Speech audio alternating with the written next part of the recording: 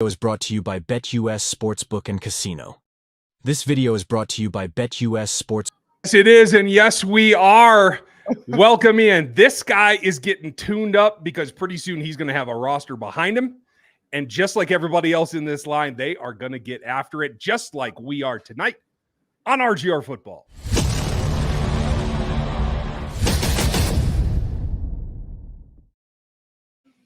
What is up, Mr. Daniel Harms? Ryan Tracy here. Welcome to RGR Football. We're happy to see you.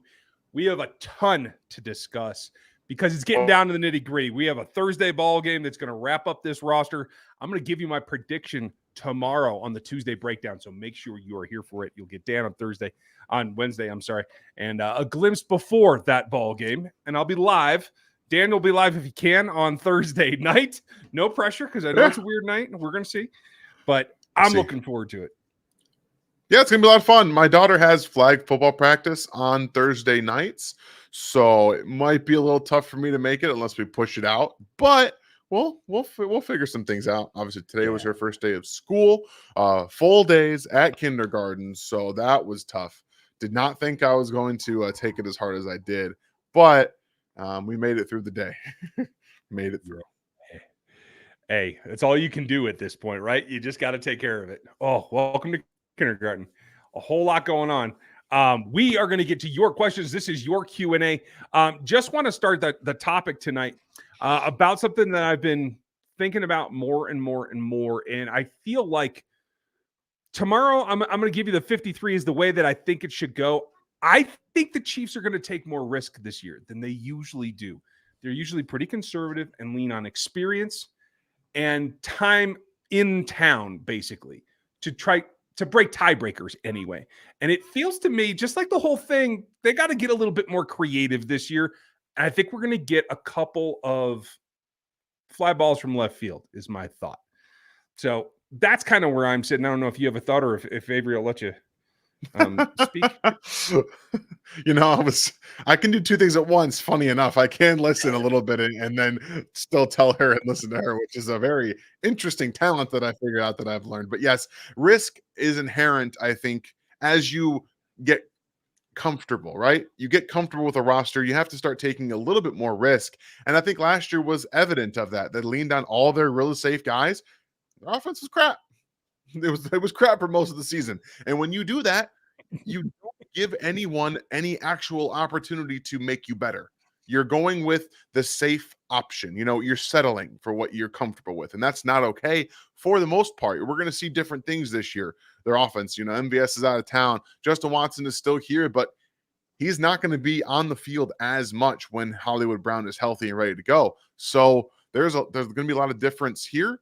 There's going to be a lot of different things that I think that they need to do with their defense. They're probably going to try some things with safety and corner that we're going to talk about a little bit. So I agree with you. I think this would be a great season after you're coming off of back-to-back Super Bowls to add some inherent risk to something that you possibly couldn't be worse at last year than this year. Yeah, I am totally with you there. And I think taking that risk is what's important. And there's going to be a ton of factors. I'm going to talk about some of it tomorrow. We'll get into some of it tonight as well. And Hollywood is like the number one. I think Justyn Ross is right on the precipice. If either Hollywood goes to IR or they choose to keep 7, I think he's in. Mm-hmm. I'm just not sure if he's in if there's only 6 and Hollywood's one of them. That's where it comes down to. And I think the fight is real. And I didn't expect to say that he, Remigio, Hardman, and more, we're all still fighting for it come game 3 when we know they're not going to play the starters. So we're not going to see Worthy. We're not going to see Rice. There's going to be a lot of opportunity. And if they continue to do things that helps Ross display his actual game, I think that's more and more where we might see, again, them take a little bit more risk. And I love that concept in a year where it should be balls to the wall. Everything in, there is only one goal. Whatever you got to do, you go get that 3rd ring. I'm 100% down for that, and I'm looking forward to it. Yeah, I think that makes a lot of sense, and it's going to be a lot of fun, like you said. So hopefully we just see bombs away. Like you see a single high safety, hey, Ross, take it up the field. We're going to throw it to you. You figure it out. You come down to it. Like just figure it out. Get something out of these guys. And I don't think Ian Book can do that, but I do know that Chris Oladokun can kind of do that. So I think we'll be okay as long as he's playing with him in the first half of the game. Oh, Ian, the Pizza King of St. Joe. I'm telling you what, good for him. I liked him in college. He's a good dude. Sometimes you just hit a ceiling, and that's okay. He's going to be all right, and he might even get a shot elsewhere. I have a theory about that. I think there's a question about it as well. And questions are what it's about tonight, folks. So if you don't know us already, Dan is an analyst at the Draft Network, knows all about the draft. I've been covering draft for, I don't know, 20-ish years, something like that. And we've been doing this together with, are we going on 5 years now, dude? Is that We're going on 6 years, I think. Oh, I'm getting old. I'm getting old fast, buddy. That's the way that's going. And I'm feeling it every year. So what we do is we rely on you guys. You guys are making the show tonight. You're going to ask all your questions. You're going to throw your super chats, and every single one of those super chats is going to get answered. I know a couple are in already, and we're going to get after it here. But that's what it's for. It may not be the end-all, be-all. We're going to tell you what we think tonight, because this show and this channel is about analysis and telling you about ball. It's not about what Travis is doing off the field or anything else. So we try to have fun. And if you're serious about it, you might want to check out some of our pals. RGR Football is sponsored by BetUS Sportsbook and Casino. And this is the deal. Fastest payouts in the industry. And right now you get a 125% sign-up bonus up to $2,000 right this minute. Chiefs are all over BetUS because they're right at the top of the list for both Super Bowl matchups. Whichever you think is the most likely opponent for the Chiefs, you can pick right now, as well as the Super Bowl odds that are the best currently as we speak. Mahomes for the MVP, the conference titles. You can get into all the action if you want to get over to BetUS. That's a 125% deposit match on your first 3 deposits up to $2,000 each. They have live wagering on all major games, the best betting variety in the business, and you can even get 10% back on your losses twice a year. Check it all out at our BetUS link in the description below. I hope that you guys are pumped. I certainly am. I'm going to be getting in the action myself. We're going to start right up top with the guy that's always in here early. And do not worry, Sean, we're going to get to you rather quickly. We're going to mess around with the order here a little bit. But Micah has the time before we started, and he said, Randy Gregory's out there. He just got cut by the Bucs. Should we sign him? I have my thoughts. And because I've been accused lately of just agreeing with you all the time, I'm just going to go first. And that is, I won't touch Randy Gregory with a 10-foot pole. No way, no how. I'm not giving him a red cent because I don't think it's going to pay off in any way, shape, or form. You tell me what you think. There's a reason he's just got cut, right? Like this is not a, he just wasn't really working out for us. We had too many guys at the position and just didn't really fit. No. There's a whole off-field baggage situation. And yes, I understand that the Chiefs are more than okay to deal with things in-house and let the process play out. But for the most part, they're not just going to take someone that got cut for all the things that he's been released for and bring him into this situation and say, yeah, we'll give you the 20th chance. Yeah, that's what we'll do. Yeah. Yeah. Second chance, maybe. 13th, Maybe. 20th. No, thanks. I'm out. See ya. Micah also was talking about what should be the offenses game plan for week 3 against the Falcons secondary now that has Simmons and Bates, 2 premier talents, but 2 guys are a little bit older. For me, it's more that they brought in Simmons, who knows this team and has gotten the advantage on Mahomes a couple of times. I believe he has 3 Mahomes picks in his career. Give Mahomes problems, and with a former CB Mike Hughes at starting cornerback, that's an advantage for the Chiefs that Mike Hughes is starting for the Atlanta Falcons. So don't worry about that one. The Simmons thing, I can understand a little bit of concern, but it's going to be what I'm always talking about and what I hope to see now that we have a long-haired blonde dude in the backfield. Run the damn ball on him. Go hurt him. Don't let Justin Simmons take the ball away from you. That's what I do.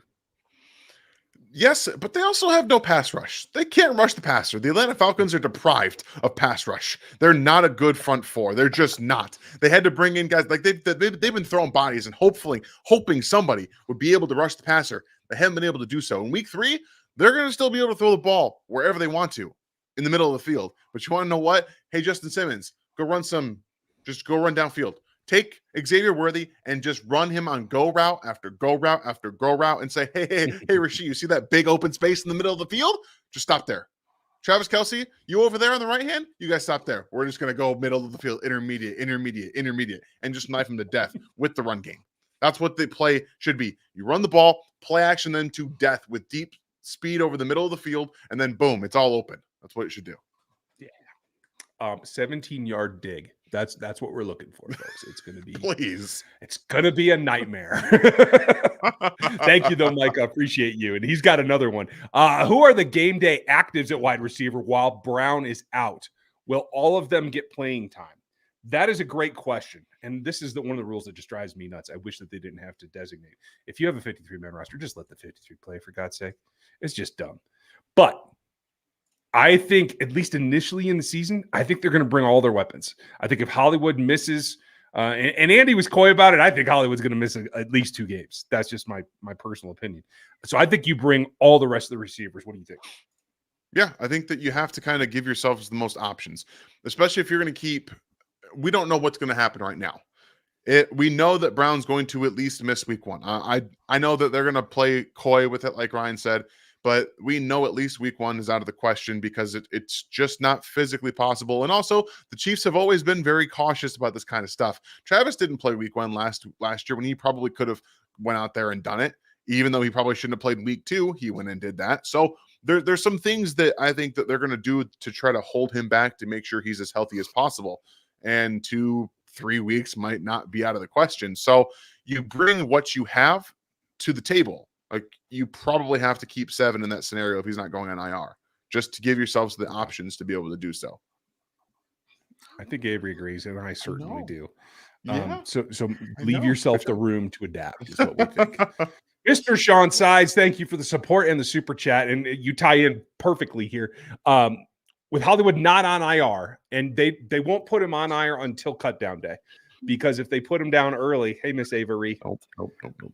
If they put him on IR beforehand, he's done for the season. Night. Night.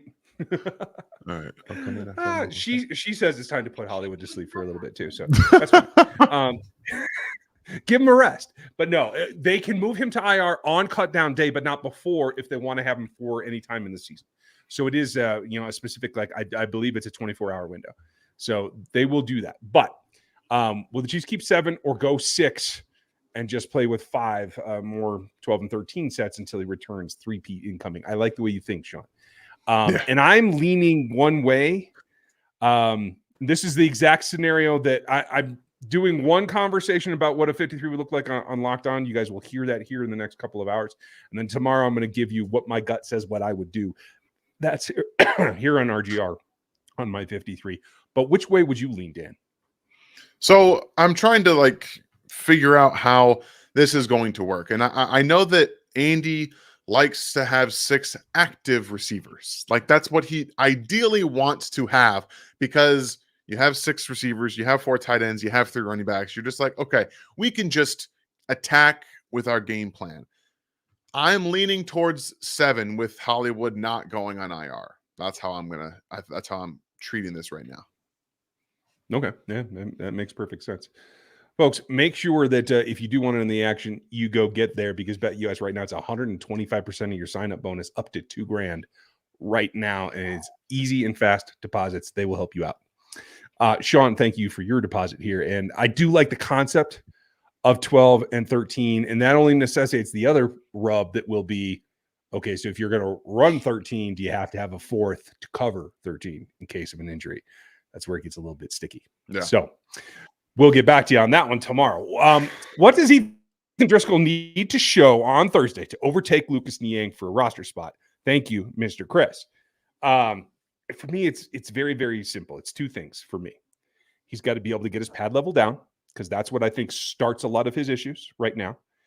And he's got to get comfortable dropping at a 45 to get more depth. I don't know that he's as comfortable with that. That's what it appears to me like.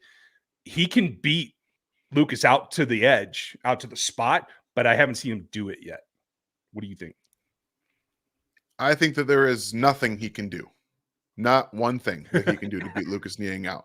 And that's not to discredit Ethan Driscoll.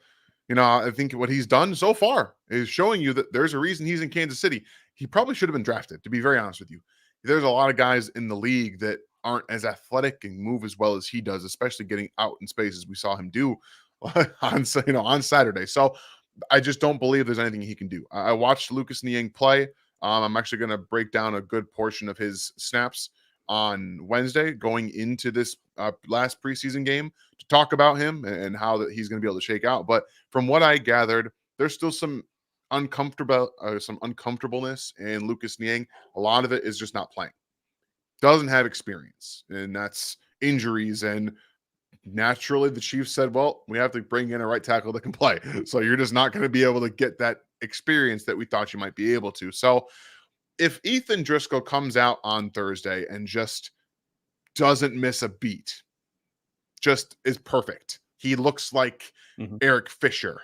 That's how he beats out Lucas Niang for a roster spot. He has to be like almost peak Eric Fisher to beat him out.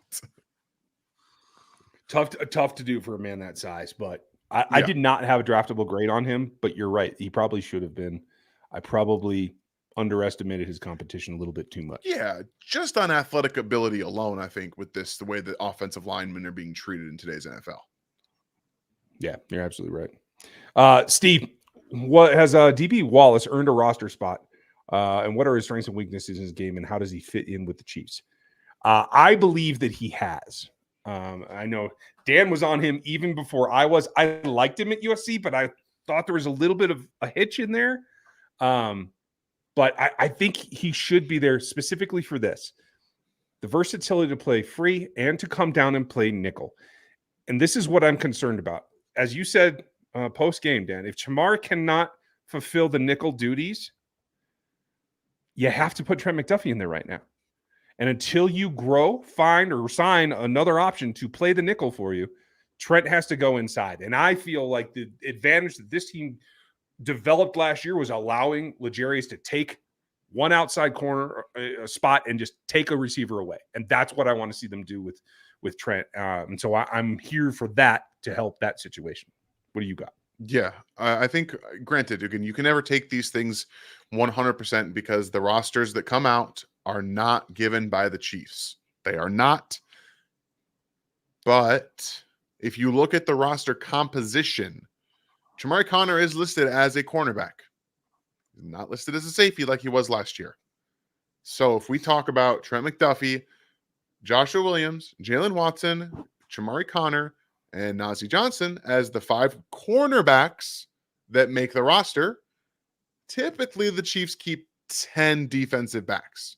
That leaves Justin Reed, Brian Cook, Jaden Hicks, Deion Bush, most likely, and our guy, Chris Roland Wallace, who is exactly what the Chiefs want from a nickel. He's physical. He has quick twitch. He has recovery ability. And the most important thing for these nickel corners is the deceleration. To be able to decel with a quick wide receiver and stay in that pass breakup that he had, which I will be highlighting at some point somewhere in this game, is the perfect example of that.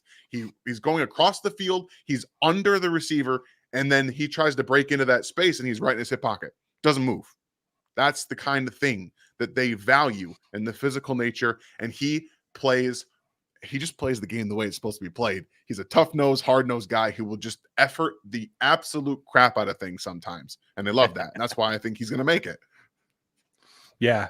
And he's not a lot of nickels go in there and they become bereft of physicality.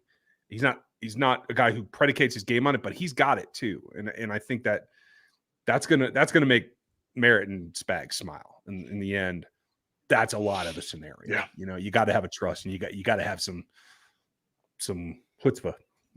I'm going Yiddish tonight.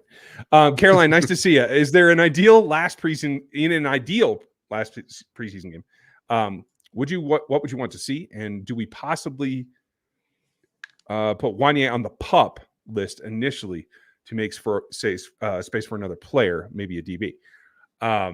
In an ideal game, no one gets hurt. Everybody completes their assignment and actually tackles. And catches the ball. I think those are my 3 criteria. What do you got? I only have one. It's don't get injured. Like, that's it. I don't care what happens in this game. The ideal preseason, every ideal game is nobody gets hurt, obviously. Outcomes are what they are. You can control what you can control, and you can't ever control injuries. So ideally, yeah, it'd be that. So it's tough. I don't think here's my thing. If you put Wanye on the PUP list, you absolutely have to give you have to bring in a tackle. You have to. You have nobody else. There's nobody else.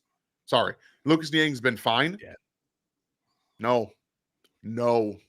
He can't back up left. And he can't do it. And Andy can say it all he wants, but your starting right tackle missed the game. I know it's precautionary or whatever he wants to call it, but it's not nothing. You know what I mean?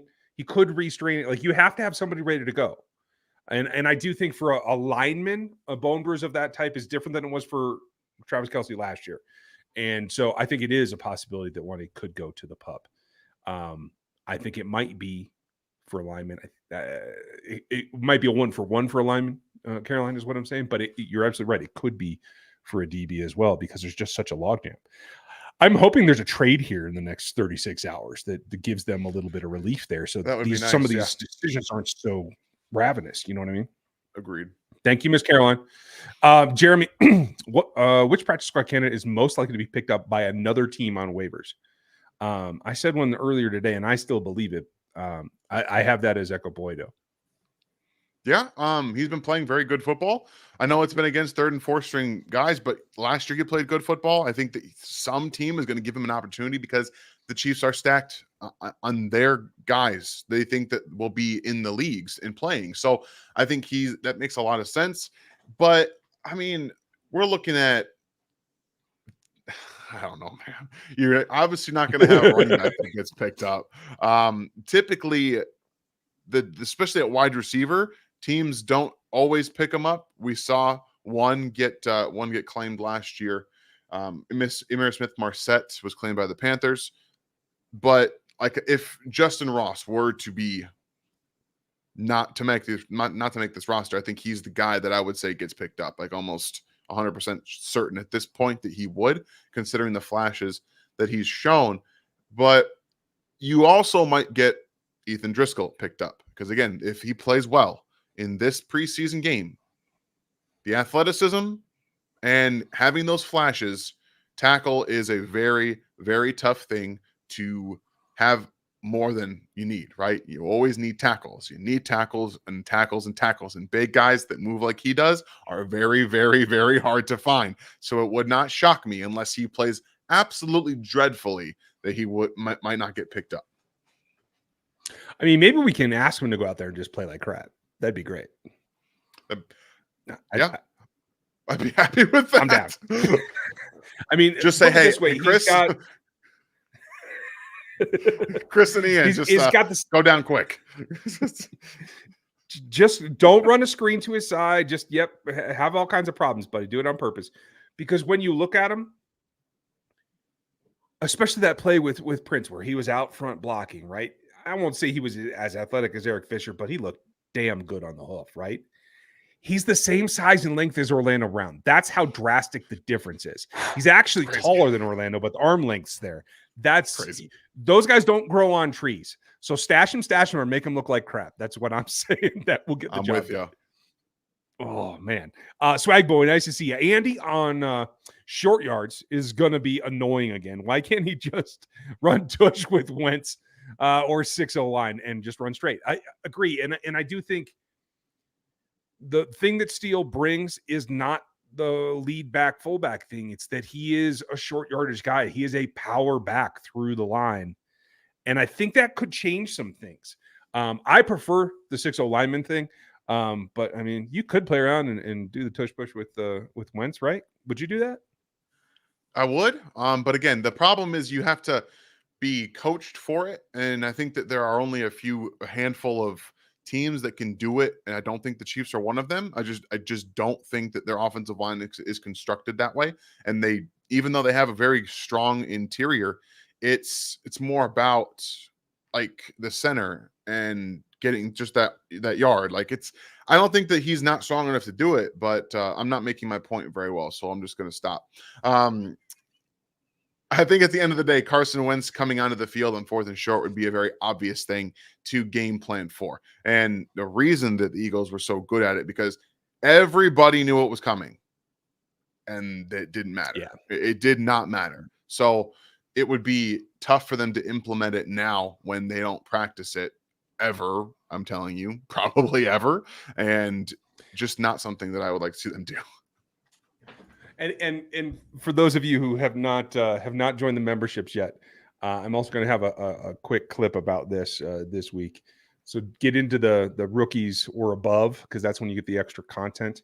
And shout out to Minotaur. I'm going to put you on screen here in a minute, buddy. I don't buy that was an ad-libbed behind the back pass, because you know what it just did? At least 5 coaches in the Ravens scouting department have to run that down over and over and over and spend hours on it now because they did it. And I think this is all by design. And it's specifically in that short yardage that I think that's going to pay off. It's funny because typically I've watched that play over and over again. Typically, if something happens ad-libbing, you have like a moment's hesitation. Patrick was carrying the football like he was going behind the back the whole way.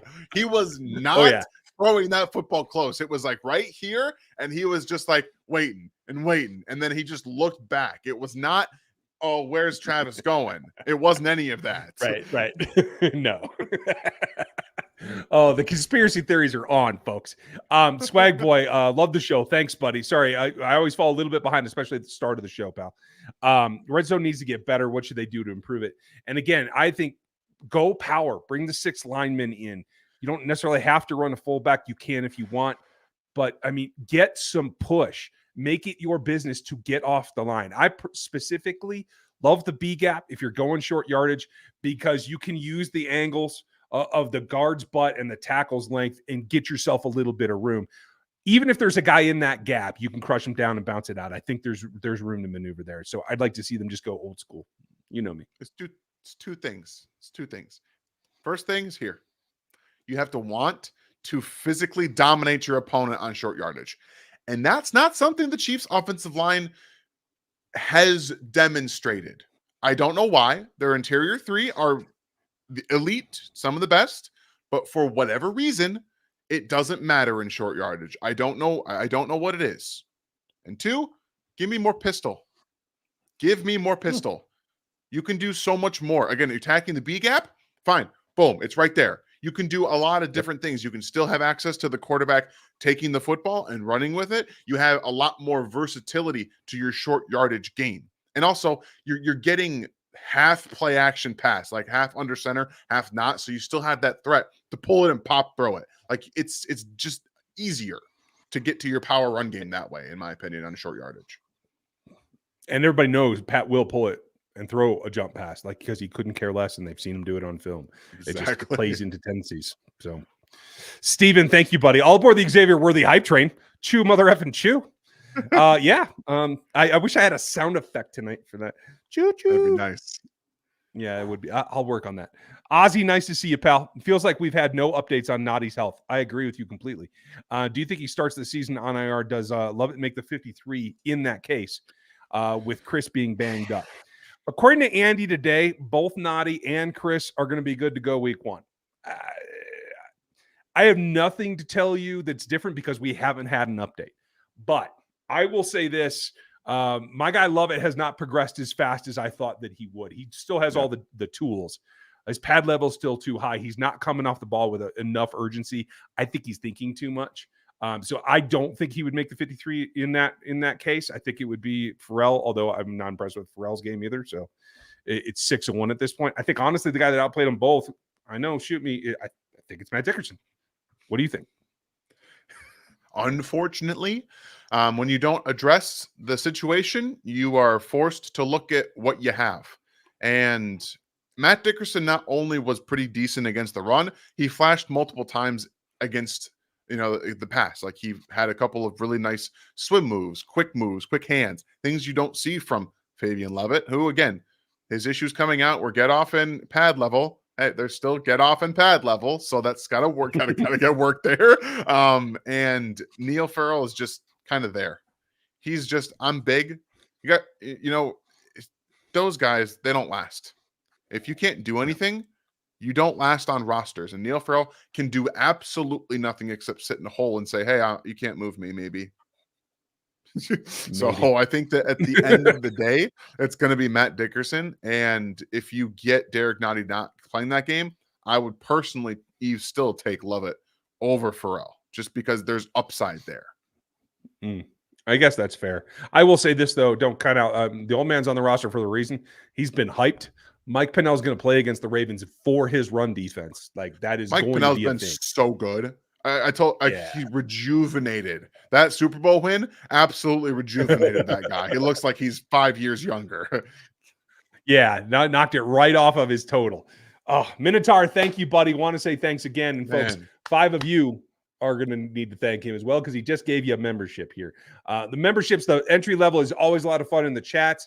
And then you step up to the rookies and you get extra content and you get our rants and you get the things that I won't say in public because Dan doesn't hold back as much as me. So I try to clean it up. I gotta, now that my daughter's in school full days, I'll be able to get to more content, hopefully. So I'm trying, guys. I really am. I do apologize about not getting very much, if any, member stuff done this off season. It's been very, very hectic. We're going to get back to it. Especially with the season coming around. Well, we got some takes we got to fire off. Yeah. And not many people are even downloading the game notes yet. So don't worry about it. When we get to the regular season, we're going to be fine.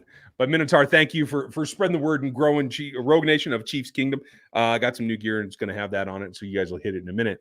And speaking of Minotaur, happy birthday. And thank you for another happy chat. birthday. Big you could get a 3-peat in your 3-0 year. That would be kind of cool, buddy.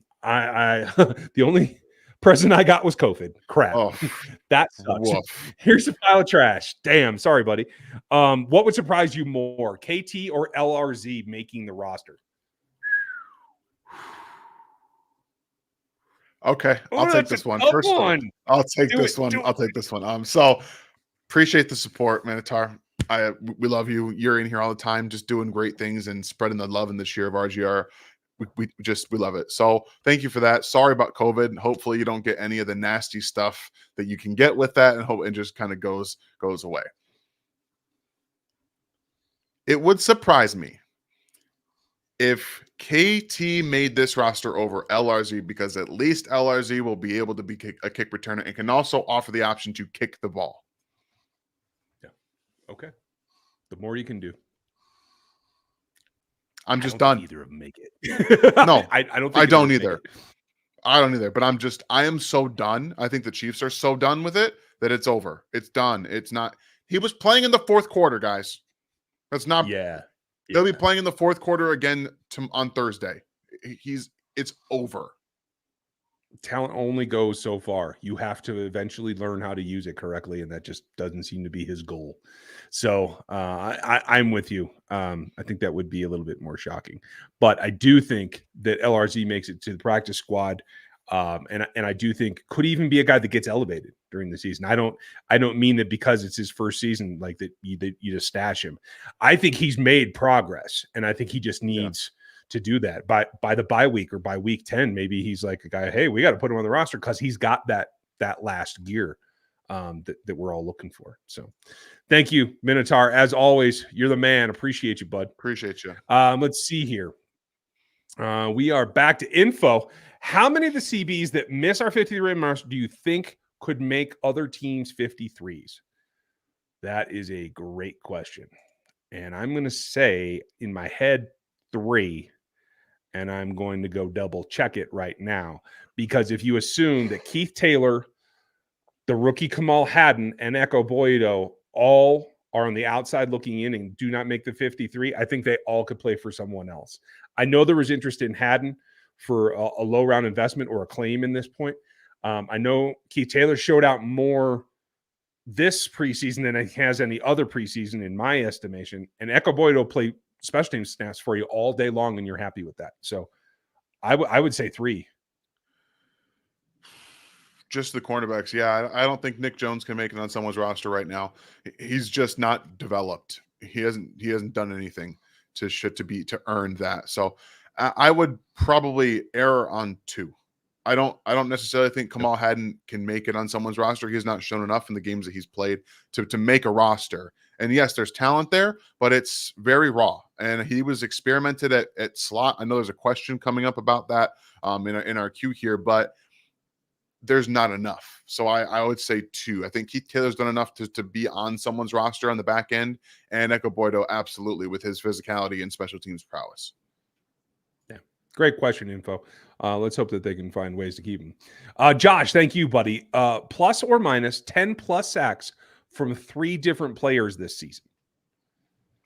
Okay. Chris, George, depending on when Amenahue returns, I'm not banking on Dana or FAU getting to 10. Are you? No, I am going under. Or I'm going minus for sure. I think only one will have double-digit sacks. I think it's going to be a plethora spread around to most other players, especially with Amenahue getting dropped back into this defense. I think is going to help kind of even some things out. Agree. It depends on when he makes it back, whether he could push for that. But I'll take the under as well. I'll say GK. Prove me wrong. Yeah, please. Jeffrey, nice to see you, buddy. Jeffrey. Ryan, might like this, but oh my God, Jeffrey. Yes, I want that. I will give you the address because I'm going to give you a little preview of tomorrow, or maybe it'll be Thursday when I dream of cutdowns. I think Bailey got robbed last week when he was driving and could have brought them back. I think they put him in over Joe Milton for that reason, to see what he could do. He still processes well. His decision-making hasn't exactly progressed the way I want to do, but he's got no one to coach him. So I would love to see him become the next Ian Book and come in here and see what he could do. No. Your love for Bailey Zappe is I'll it's irrational. It does border on irrational, but it is. We all have them. It's okay. It's okay. Yeah. Okay. All right. We'll see. Corbin, thank you. And thank you, Jeffrey. That was hilarious. Definitely send me an email at RGR Podcast, and I'll give you a spot to send that to. That would be awesome. If all goes well and we find ourselves in the Bengals' current position in 3 years and have to choose between Worthy and Rasheed, who you taking, and what can we do to avoid that situation? I can't tell you who I'll take because I have no idea how it's going to go. I feel like Worthy's going to hit the big time, but I don't know that. Rasheed had 1,000 yards. I mean, we can't discount what he's done. If he continues along that progression, the big thing for me is will Rasheed stay clean off the field? That's the big risk. I think we can reasonably say right now, neither of them are even close to Jamar Chase. It's not particularly close. And I would still probably argue that T. Higgins is better than Rashee Rice.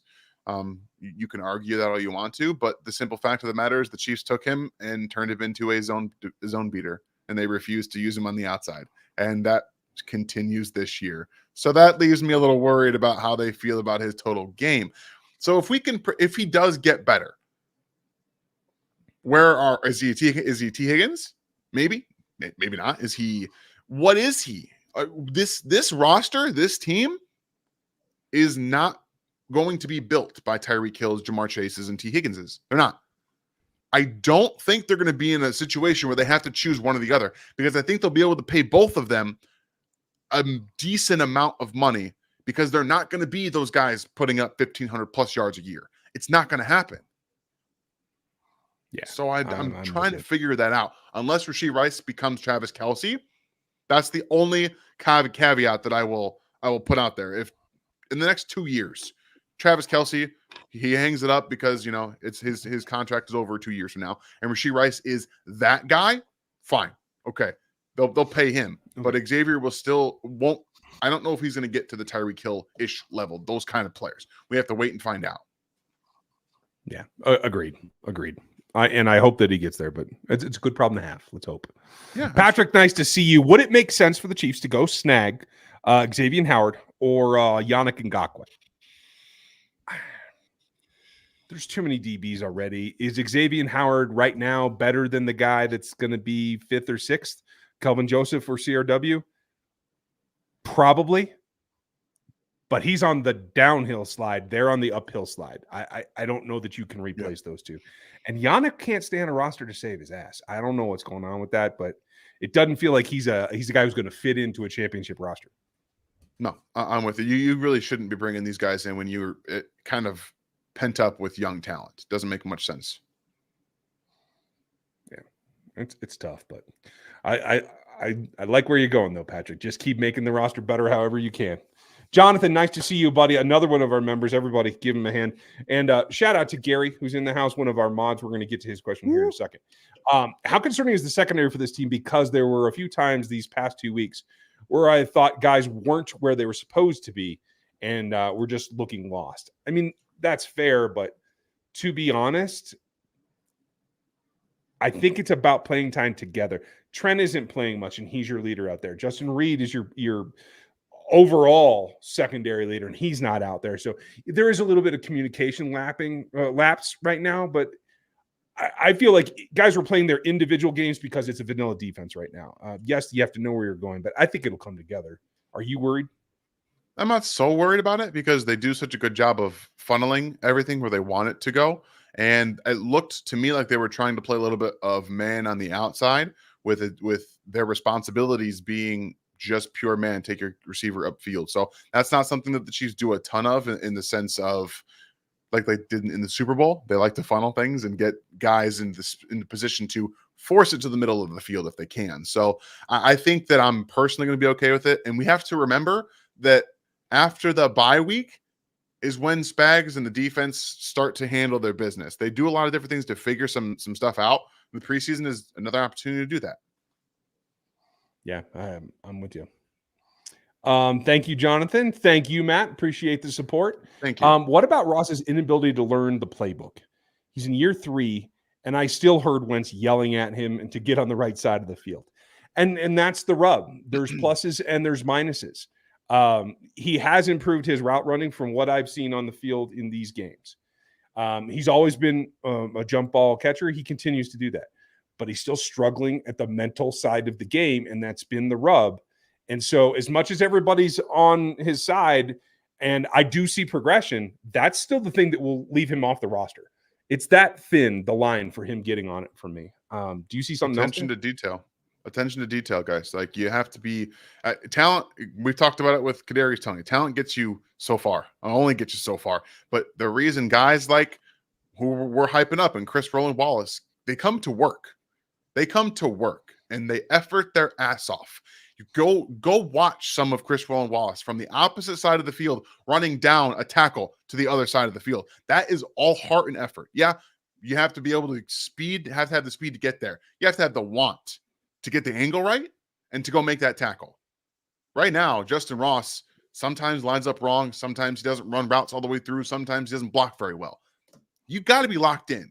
Like you have to be to make not just on rosters in this league, to make noise, to get better. And you would think a guy that's on the roster bubble and's been on the practice squad would be putting out more, to be honest. You'd think the fire would be under him. Thanks, Matt. As always, appreciate you. Appreciate you, Matt. I'm sorry, Gat. Gary, do the Chiefs try to trade or pick Washington, a pick for Washington Commanders receiver Jahan Dotson? I don't think so. I know they said that he might be available or whatever, but I don't know why. I mean, I can't pronounce half the names on the backside of the roster because there's just nobody there. You can't afford to get rid of Jahan Dotson if you're the Commanders. And I think Jahan is still a guy that needs to play at least partially in the slot. There's like 17 slot receivers on this roster right now. You've probably seen him more than me, though. What do you think? I mean, I love Jahan Dotson, and whatever Washington is doing, it doesn't make any sense because nothing Washington does ever makes any sense. But they're also playing Diami Brown more on the outside, so I can't really argue with it. Like, I'm okay with that because I love Diami Brown coming out. I love Jahan Dotson coming out. So, like, they're in a good position. Those are their starting 3 wide receivers. Terry McLaurin, Jahan Dotson, and Diami Brown, another 3 guys. That's who it's going to be. So I don't believe the Chiefs would be able to trade for him as much as I'd like him on the roster. I don't think there's a way Washington would actually do it unless you're overpaying. And why am I overpaying when there's a ton of other players on this roster? Ryan can't hear anything anymore. So I hope that answers your question, Gary. Appreciate you. Is he back? Maybe. Oh, he's going old school. Maybe. My ears went. I saw. I noticed. All right, Pono. As teams do cutdowns, what position do you see Brett and the coaches keeping an eye on as far as signings, linebackers, and edges? I think those are pretty. We have to, I think, really remember that Charles Omenihu will be playing football at some point from this roster. So as much as you probably want to bring somebody in, you're going to have to cut somebody, and then you're going to have to let that person go when Charles Omenihu is activated. Like that's. You have to be able to consider both situations. So I don't think they're going to be adding a defensive end at all. I think that they are pretty happy with their linebacker position. I think Curtis Jacobs has been getting better and getting better. This past week, he was very good. I know he made one splash play, but he was decisive. It looked like he was starting to see things a bit more clearly as a rookie, which is great. I think, I don't know. Cam Jones looked a little hesitant to me quite a few times, which I was a little thrown off by. Again, seeing him against the Chargers, he wasn't hesitant at all, and I'm just trying to figure that out for him. But I think that they like their linebacker position. I think it would be running back, if anything, to try and find maybe a fourth if they want to keep a fourth. And everywhere else, if you can find, again, offensive line. Like if you can get maybe another interior swing guy that gets cut or traded for, that's what I would be looking for. Oh, sorry, guys. What about you? I'd still be looking at DT. That too. If somebody can give you some pass rush specific snaps, so that Noddy and Pennell aren't having to get into that circle, or I like Turk. I'm just a little worried about his ability to stay healthy, but I need a rotation there. Those guys got to stay healthy and rested. So I'd like to see a little bit more pass rush there. Thanks, Pono. Good to see you, bud. KL, thank you, buddy. Where is the dream destination for Cornell Powell, who gives his first chance to be on an active roster? It's this little town in Florida called Jacksonville. Yeah. Uh-huh. Yeah. Reuniting with his college quarterback, where that was the only reason he got drafted, to be very honest with you. Oh man, guys. And honestly, judging by the post game hugs, if Justyn Ross goes and gets picked up by somebody else on waivers, it would probably be Jacksonville too, because Trevor seemed very happy to see the both of them. So reunion time, I guess. I mean, yeah, you get to reunite with these players and get to see him have fun. I bet you he cheered as much as the Chiefs did when he saw Cornell Powell take that touchdown. Like, never mind, that was a different game. Yeah. But I bet he was cheering. Yeah. But still, like, I mean, that might be one of my favorite preseason moments from the entire time that I've been watching Chiefs football. Like, covering Chiefs football, not watching. But it was so cool to watch, and I wish that the Chiefs, like, I think that he could do that more consistently. I do, but again, he hasn't done it to this point, and there's a reason for that. And the Chiefs are like, sorry, buddy, we love you, and we love all the things that you can bring us in depth. You're just not good enough to make the roster. And I wanted to get James on here too, because he was asking that exact question. What does he have to do? And unfortunately, I don't think there's a way. No, I agree with you. I made some mistakes just now, so I have to go back and fix them. Oh, okay. I'm going to jump down. Knicks fan, thank you, buddy. Appreciate all you guys in your super chats. What's up? And I've been tired, buddy. I've been tired. I'm just going to tell you. Getting ready for my kids to go back to school, and I'm ready for it. I got to tell you. Glad to see Steele looking good for you, Ryan. Thanks. I love how the offense is coming together. I have to agree. I am as well, and it sucks for Hollywood. But, I mean, just think about this. They have the ability to be explosive now. Now, with Steele, they have a 1-2 punch where you can really grind it out on the ground if you wanted to. And then you had Hollywood back. I'm liking it as well. Yeah, there's going to be a switch when Tooney's playing next to Kingsley, but I believe Sua and him are going to be able to figure it out. And I think that they have a camaraderie already. It's not like they don't, like Joe's not around, right? Like he's in meeting rooms and they eat meals together. And, you know, Patrick takes you out to pizza, which Dan, evidently you're going to have to go stake that place out, according to Patrick. So, I mean, I was there. Like, I bet you I was just early because my daughter eats dinner quite early. So, like, next time, if she's not coming with me, I'm just gonna stay there and drink beer and eat pizza until they all get there. Oh, it sounds like that's gonna suck. Okay, yeah, dang. right. Thanks, Knicks fan. Appreciate you, buddy. Good to see you. Bradley, thank you. Who's the sixth wide receiver making this roster? And Carson Steele brings fullback position back. I mean, he brings something. He's going to be on this roster. I don't know if they're going to continue to list him as a fullback. Again, I think that's a little quirk that the PR department puts together the unofficial depth chart. I think when the Chiefs actually list him, he'll be listed as a running back. But that's fine. It doesn't matter either way. He can do both. And right now, the sixth receiver that I have on the roster is McCole Hardman. I have the seventh as Justyn Ross, and that's why if Hollywood goes to IR, he would make it in my scenario right now. Yeah, I don't think McColl's making it, guys. I don't think he has enough to make it. I still think that this team, granted, by the way that they are playing, Sky Moore is on this roster. He's on the roster. Like he's the fourth receiver right now in the way that they are using him. So I understand you don't like it, but like he's the guy that comes on the field right when they take off either Justin Watson or Rashee Rice. He's the one that came out first. So I think it's a battle for McCole Hardman to make this roster if you still have Hollywood Brown on it. Now, if you don't, with the injury and the IR situation, which I think there's a question about him here in a second, it gets a little messy. So I just it's tough. I think Ross is going to be on it. I'm just trying to figure out how they want to divvy up the speed stuff because Justin Watson can give you some of that. Hardman brings more, but he's not trustworthy and he's injury prone a little bit at this point. Yeah. So sorry. I just don't think McColl's going to make it this year. As much as, like you said, inviting a little bit more risk into the roster this year and not having McCole Hardman on it might end up paying some dividends. Appreciate you, Bradley. I just want to get this question in because I accidentally unstarted it. That's my fault. And Ryan can answer this question a lot better than I can.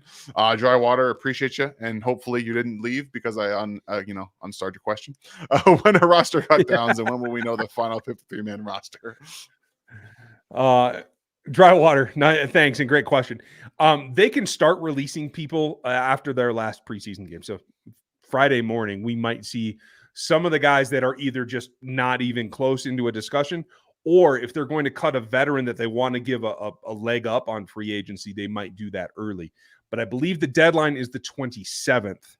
So that gives you a couple extra days. You know what I mean? And if I know Brett Veach, just knowing the fact that I'd like to get it done means that they won't. And so we might have to wait the 23rd and the 24th and the 25th. And I believe 27th is the Tuesday, right?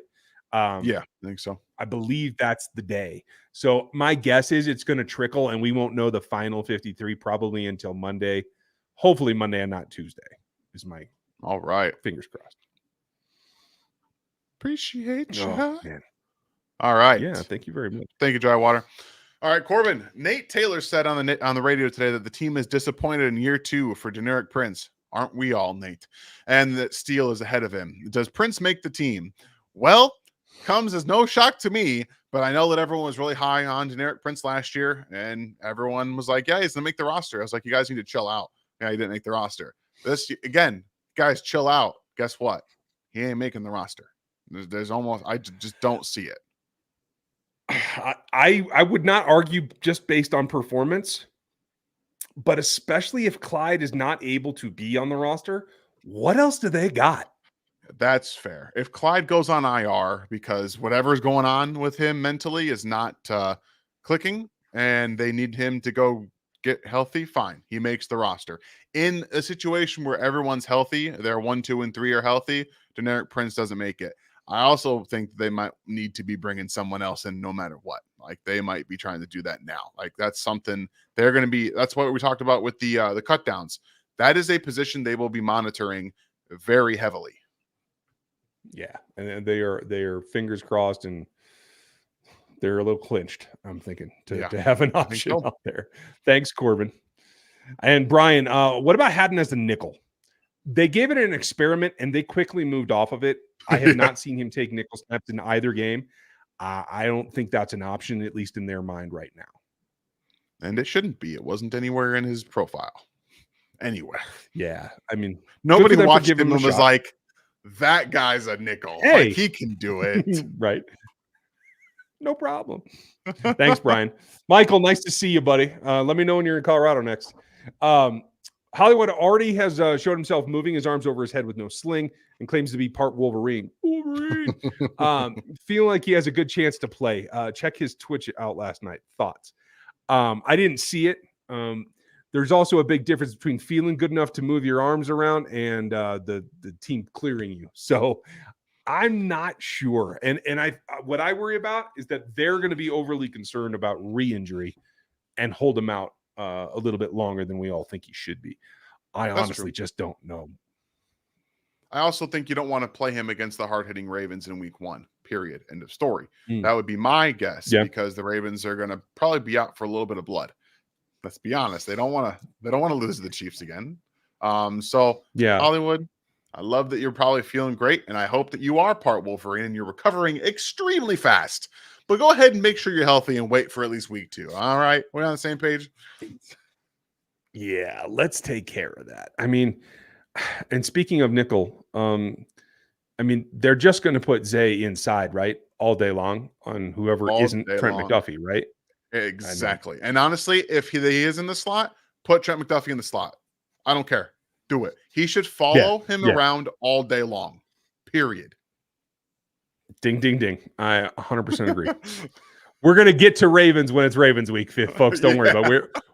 We, like the Chiefs, are already thinking about it, I promise.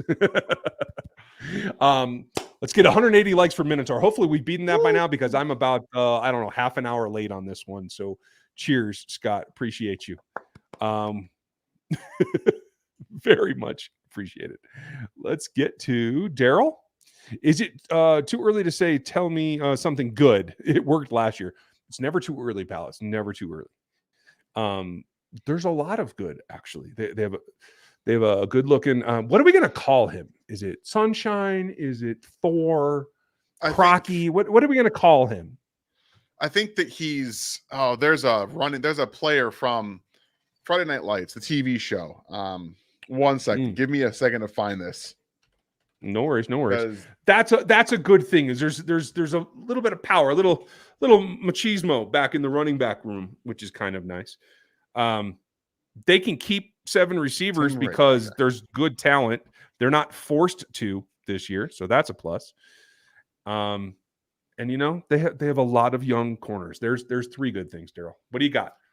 And blonde Tim Riggins, everybody. For everyone that watched the show Friday Night Lights, this guy was a quote-unquote fullback, but their running back got hurt, and he takes over as the lead back, and he's just wrecking everybody. And he's got the whole, like, it's not the neck roll, it's the neck, like, protector that comes up. It's almost like that neck visor. So he has the entire aesthetic. Yeah.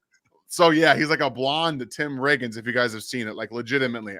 I just recently watched that, like, last year. It's a 2004 show, and it was fantastic, and I loved every second of it. That's awesome. Thank you, Daryl. Appreciate the support as always. And Minotaur, thanks for checking. Hey, if there's 500s in here, give us that thumbs up, will you? It's absolutely free. It won't even hurt, I promise. It helps us out too. Thanks, guys. Let's see. Knicks fan, Tony is done. Hope more. Ross keep improving. I want more to recover as well. Like, I think he has a good intention. I just don't know how he got so distracted. So I'm hoping he can redeem himself as well, Knicks fan. Yeah, it'd be great. I mean, I think that getting some pressure off of him and expectations might help just alleviate some of the mental stuff he was going through last year. Yeah, I'm with you. Everybody clap silently to yourself for Mr. Daryl Sparks as you see This is the place to be. 45 months. That is impressive, my friend. You're going to hit 4 years in the memberships here before the end of the season, and I thank you for it. We very much appreciate your support and the great questions so much, Daryl. every single week. Love it. And you keep us motivated, buddy, and I need it right now. So, cheers. We all do. Steven, same to you, and thank you for the super chat, brother. Would you rather KT is your dedicated wide receiver one, or Bob Sutton is your new head coach? I'm sorry. I'll take my chances. I'm sorry, Steven. yeah. What a combo. I'll take wide receivers 2 through 6. Thanks. Yeah, I'm totally okay with KT being one. He just never gets thrown the ball. And by the way, there's nothing saying that he can be one on the depth chart and just doesn't play. Totally with it. Scuba, welcome back. Nice to see you. Appreciate you getting back in here. And you have a question too. Nice to see you back. I said to my friend, watch Worthy. He's going to make a big play next snap. And then the big pass. Well done. Do you think this is going to translate? And will we see it against the Ravens? I venture to think we will see a big play out of him against the Ravens, because I think the Ravens are too cocky to say, we're just going to play deep coverages and keep them in front of us. I think they think they're better than they are. And I think the safety on Travis last year proved that. And I wonder if they're not going to try to get physical with him and give him an opportunity to get past him.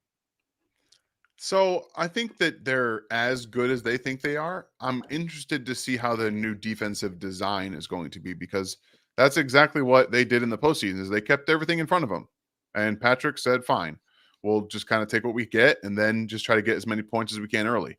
So with McDonald not there, I'm interested to see how this works, because you could get big plays. Previous little good old Wink Martindale is always good for a big player too, a game, especially with Patrick Mahomes at quarterback. So trying to figure that out is going to be, I think, the game plan, because it's a new defensive system. It's going to be a new role player. So you still have really good players in the back end. You have some new players, and I think that you might end up seeing a good amount of Nate Wiggins on him, especially on the outside if he's healthy. And Nate Wiggins looks exactly as he did at Clemson, as advertised, and he's got legitimate speed too. So I think you can get him in the slot, especially if you're going to have Marlon Humphrey in there, because Marlon Humphrey can't keep up with Xavier Worthy, buddy. Oh, boy, he can't do it. You might be able to get him on a couple of those plays, and there you see a big play happen pretty quickly. Yeah. I mean, and Wiggins was the fastest defensive player at the combine. He wasn't as fast as Xavier, but he's damn fast. Oh, yeah. So the question becomes is, do they play him on a side, or did they try to match him up and let him follow? Because I like Xavier on Marlon. Marlon's a great player, but like you said, he's 68 years old. And Brandon Stevens is their other guy, right? I don't even know who's running with the ones right now out there, but I do believe it's Brandon Stevens. I believe you're right. So, I mean, with Marcus over the top, Marcus Williams is their free safety and still excellent player.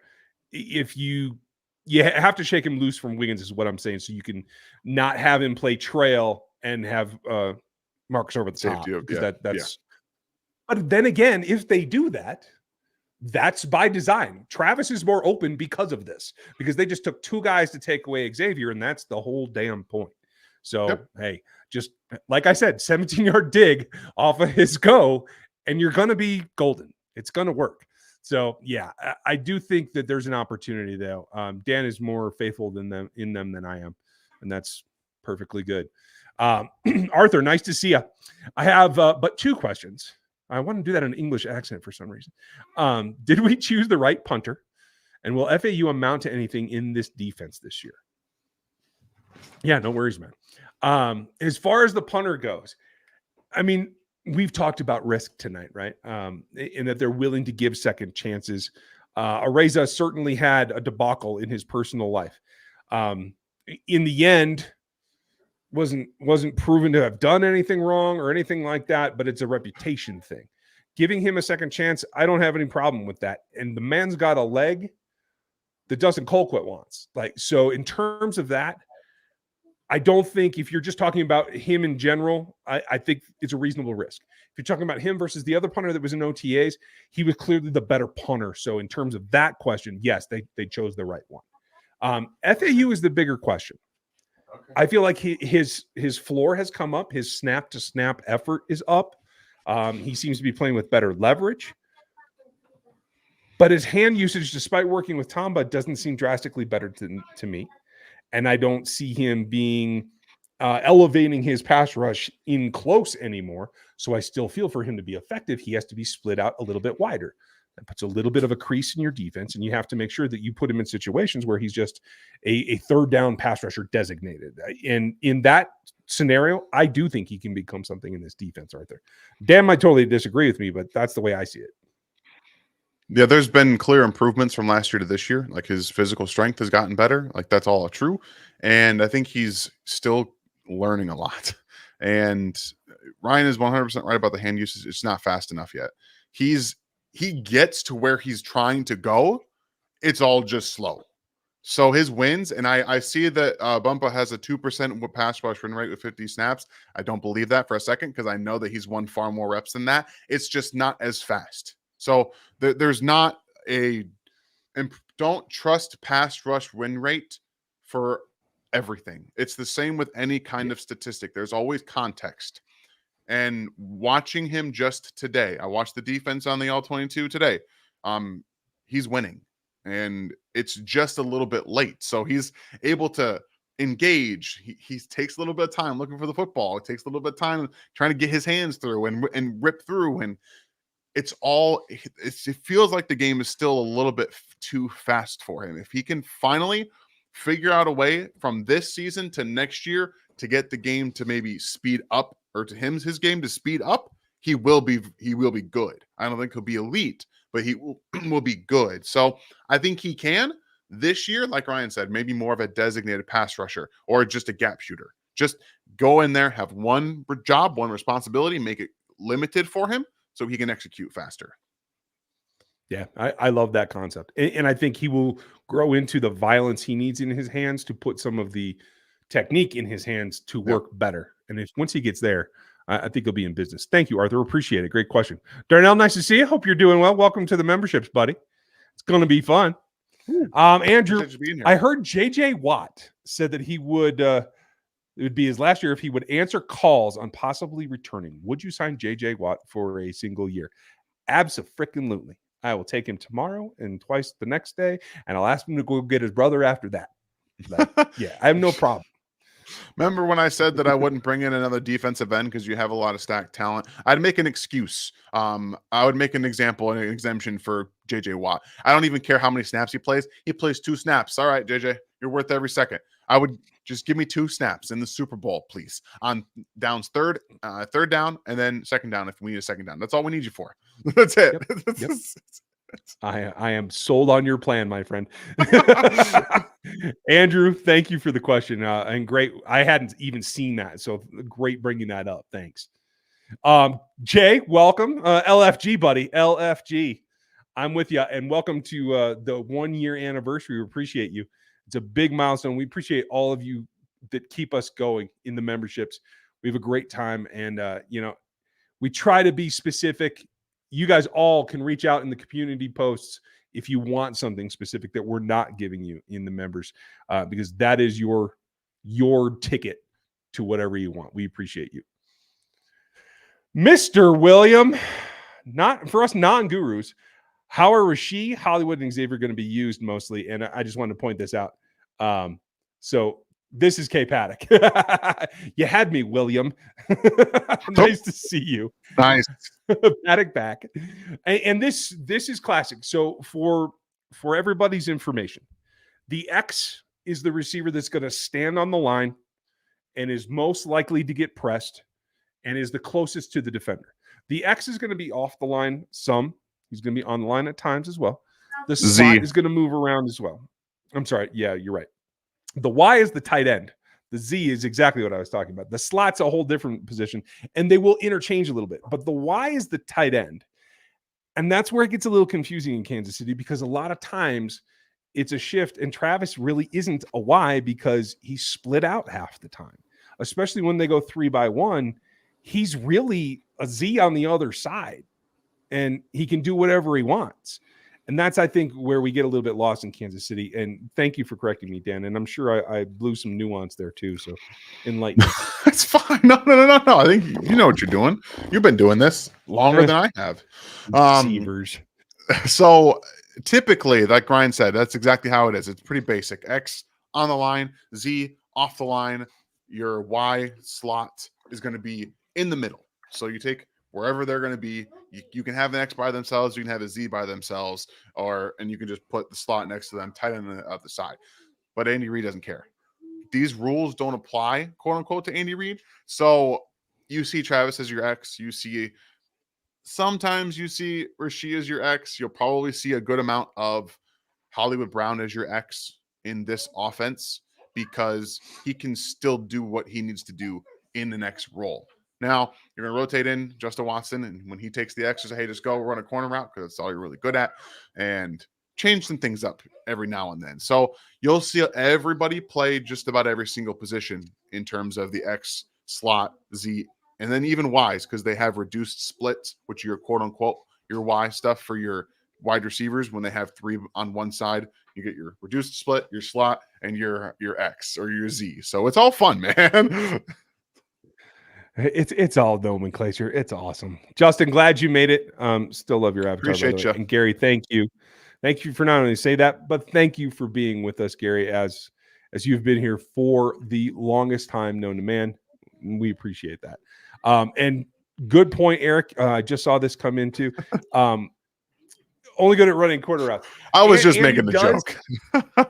Yeah, well, I mean, there's some truth to that. But Andy does point out that one of the reasons that they like him is because he'll play all 3 positions and because you can keep that versatility where they don't know what you're really doing because that guy could be any of those things. It's awesome. Yeah, and the reason I said that is because he was the most of his yardage last year came on corner routes. That's just what it was. It was like maybe 80% of his yardage last year was on corner routes. So it's just a fun little joke. Yeah, it's a good time. Thank you all for being here. Make sure that you like, sub, and hit the bell. Check out BetUS where you can get 125% off of your deposit bonus up to $2,000. They are treating us well. We're going to go through the entire season. We're going to have lots of sponsors, and I have something very cool coming for you. Hopefully next week that you guys are going to get in on maybe the best piece of memorabilia I have ever seen and certainly the best that I've ever owned. So I'm excited about it. We're going to have that for you. Make sure that you are ready for it. We'll have my quick breakdown on my 53 tomorrow. Dan back with the film on Wednesday, and we'll get you ready for this last preseason game where hopefully somebody will stand out. Dan, any last thoughts or anything on TDN coming up? Oh, man, you guys know I always got a video coming out every single week. Next one is on Michael Williams from Georgia, the defensive end that's going to be taking over as I would say the next Trayvon Walker type player, guy who can ascend this year and become a top first round pick. So he's going to be broken down there, probably released on Tuesday or Wednesday. And you guys know I'll be bringing some heat on Wednesday with a predominantly 2-player breakdown. I know it's preseason, lots of stuff to talk about. I'm going to save next Wednesday for like getting to a bunch of different guys with roster spots and things like that because we're getting to it. But Lucas Niang, we're going to talk a lot about him as a backup because especially if Wanya Morris misses time, he's your backup for both positions. That's not great. And also Jaden Hicks is legitimate. He's a dude. He is a dude, and we're going to talk about Jaden Hicks a lot. He just continued to pop every single time I turn the damn fill on. Guy needs a truck to haul all the lumber he's delivering. I love it. We're going to have a good time. Make sure you guys are here for it, and thanks for being with us tonight. Dan, say hi to the little one, and have a great night, everybody. We will catch you next time.